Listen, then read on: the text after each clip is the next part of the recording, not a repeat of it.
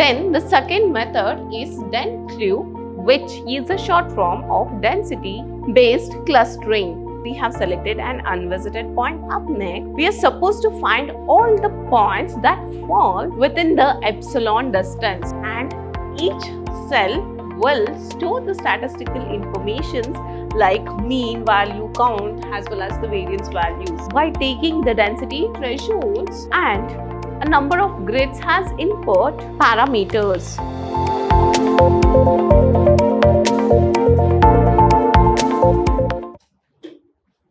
Hello everyone, I welcome you all to the second session of Unit 5. Unit 5 is all about clustering.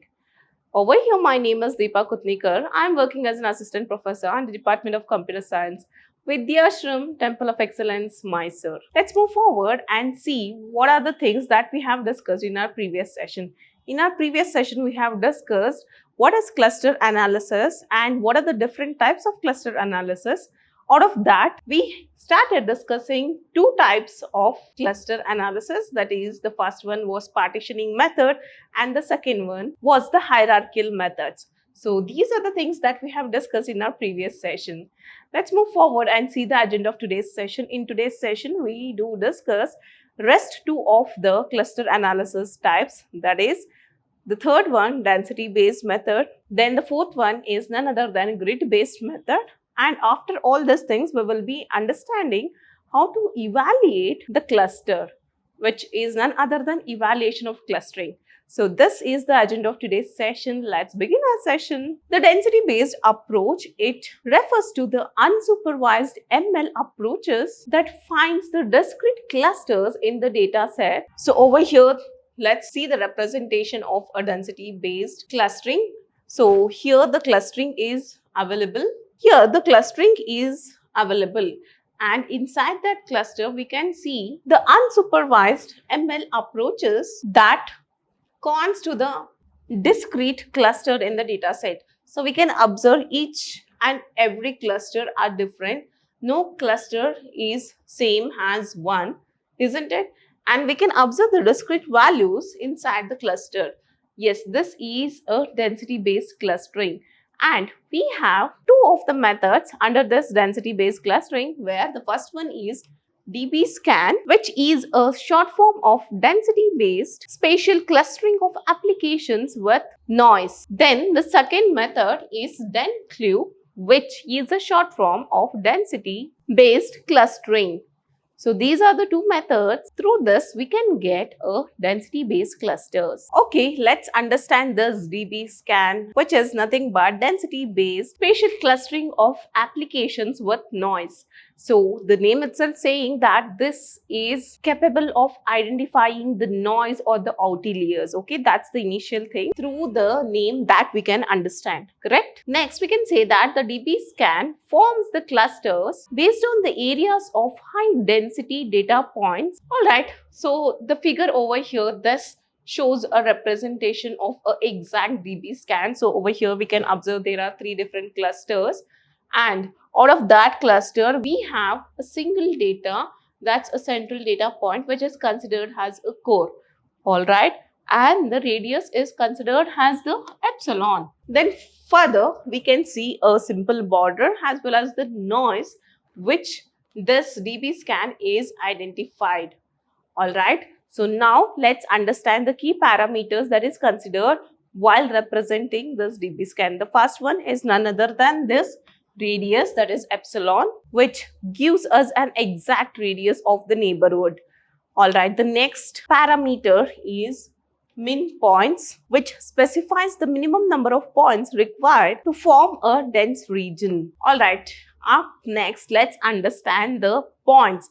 Like we have mentioned few points here, the border point, noise point, correct? Then the core point. So what are these points? So let's understand that starting with a core point. We can say that a point can be called as a core point only when it has minimum points within the epsilon. Up next, the second point is a border point. The border point has a fewer points than the minimum points, but it lies within the epsilon of a core point. So you can observe here the border point, it lies within the epsilon of a core point.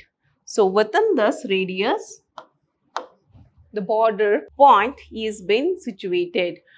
Up next, the third point is the noise point. The noise point, we can say it will not be within the core point or not inside or within the border point. So that will be completely considered as a noise. So these are the three different types of points. Okay, now let's see an exact algorithmic steps that is being followed under the DB scan. The first step is to select an unvisited point. Okay, we have selected an unvisited point. Up next, we are supposed to find all the points that fall within the epsilon distance.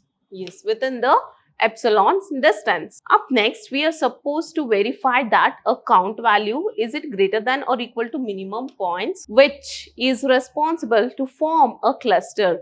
Okay, up next, it expands the cluster by recursively adding the density reachable points. So these are the steps that we follow with respect to the DB scan. Up next, let's see what are the advantages of this method as well as the disadvantages. So starting with advantage, yes, absolutely, we can say that this is capable of handling the noise efficiently, followed by it detects the arbitrary shaped clusters very easily. So these are very important advantages. Up next, let's move with the disadvantage. Thus, we know that the values that we consider is a epsilon as well as minimum points. As the complete algorithm is dependent on it, we can say that this DB scan is sensitive to epsilon as well as minimum points in the cluster, and the performance also varies. So it gives a poor performance on varying densities. So this is the disadvantage. Up next, let's move with the next method, that's DENCLUE, which is a full form of density-based clustering. This DENCLUE uses the mathematical density functions instead of the distance thresholds. The core concepts of DENCLUE includes the influence function, which gives a measure of influence of a data point. The next concept is a density function, which is responsible to provide the sum of influence functions.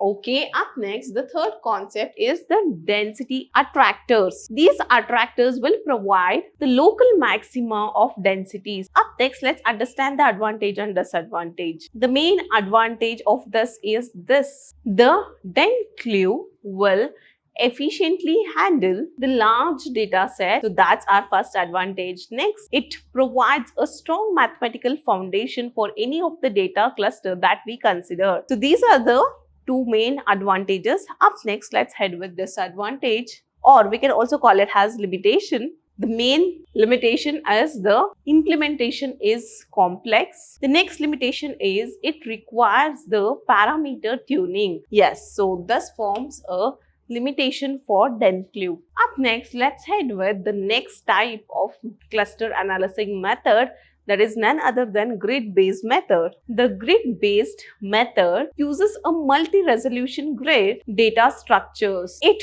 quantizes the object areas into a finite number of cells that forms a grid structure on which all of the operations of clusterings will happen. So under this grid-based also we have two different methods. The first one is STING, which is none other than statistical information grid, and the second type is the CLUE, which is nothing but clustering in quest. Okay, this is a grid-based methods representation. Let's understand the STING type of clustering technique now. In STING, the data set is recursively divided in a hierarchical manner, and after the data set, each cell is divided into a complete different number of cells. And once the cells is been designed, then the statistical measures of that cell are collected. So this will help us in answering the query as quick as possible. So that's the advantage of STING. Now let's understand how exactly a STING will work. So initially, it selects an initial layer in the hierarchical structure to start the query processing. So that's the first thing. Next step, it estimates the probability range for each cell, indicating its relevance to the query. The next step is the labeling of each cell will happen as relevant or non-relevant, which is considered based on the probability of interval that we consider. Up next, we need to verify whether the current layer is exactly the lowest layer in the hierarchy or what. So we will be verifying it. Up next, we are supposed to move one level down the hierarchy and repeat the complete process for the cells marked as relevant. So this is a complete process of working of string. So out here we have a real-time example where initially we need to verify whether the query requirements are satisfied at the current level or what. Okay, up next, we will retrieve the process data from relevant cells to generate the final query result. It identifies and returns the contiguous regions of relevant cells that satisfies the query conditions, and at last it terminates the algorithm after producing the result. Correct, right? It has to be terminated. Yes, it will be done. Alright, now let's move forward and understand few of the characteristics of string. The query processing under the string uses the pre-computed statistical values, and each cell will store the statistical informations like mean, value, count, as well as the variance values. So that's the characteristics. Let's move ahead with the advantages. The main advantage of string that we can consider is the processing speed. So it is very, very fast. It is independent of number of data points. So this is a second advantage. Let's move forward with understanding the limitation of string. The accuracy of the string is completely dependent on the grid structure. So this forms the complete disadvantage or limitation with respect to string. Okay, Cluke. Up next, let's understand the next type of grid-based method, that is none other than Cluke. We can say that Cluke is a subspace clustering algorithm where it is responsible to find the cluster by taking the density thresholds and a number of grids as input parameters. It is specially designed to handle the data set with the large number of dimensions. So that's Cluke. The advantage of Cluke involves its effectiveness for high dimensional data. Correct, right? We know that. Okay, let's move ahead with understanding the limitation of the same Cluke. The main limitation is the grid size selection itself is the critical task. So this forms a limitation. Alright, now let's understand the working of Cluke algorithm. This is very, very important. So let's understand this. It all starts with the data space. So initially the data space is partitioned into grids by dividing each dimension into equal size intervals called units. So initially we have to create a unit, or we have to create the units. Next, we are supposed to identify the complete dense units in that whole created units. Okay, we will pick the dense units. So how to pick that dense units? It's by comparing the number of data points in each unit with a predefined density threshold. Thus, we can say that the algorithm first finds the dense units in one-dimensional subspaces independently. Further, the dense units are combined to discover the next dense units in the higher dimensional subspaces using the a priori property. Next, this process will continue taking iterations until no more dense units can be found in that higher dimensions. Further, the common dense units are grouped together to form a cluster in each dense space. So, clusters are formed in each dense spaces or subspaces. Thus, we can say that the largest connected sets of dense units are selected as the meaningful clusters. So, we will be forming a meaningful clusters out of the clusters that are formed. Further, a minimal description of each cluster is generated to compactly represent the discovered subspace clusters.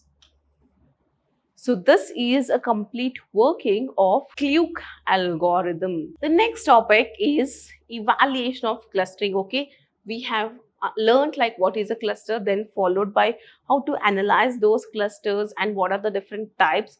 Under the type, what are the different methods. So we have already learned all these things.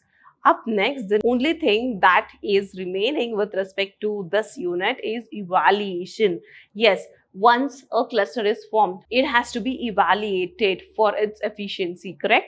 So that's the thing that we discuss in the slide, which is nothing but evaluation of clustering. This is responsible for accessing the quality of unsupervised groups using the internal metrics like cohesion or separations, even when the labels are unknown, or the external metrics are unknown. So we have the external metrics which says that comparing to the ground truth. So these are the basic internal metrics, that is none other than cohesion and a separation that we consider with any of the evaluations. Further, we can say that the key clustering evaluation techniques are: the first one, internal evaluation, which includes no ground truth, but the next one is external evaluation, which includes the ground truth, and the ground truth will be available for the evaluations. So this is how we can internally evaluate as well as externally evaluate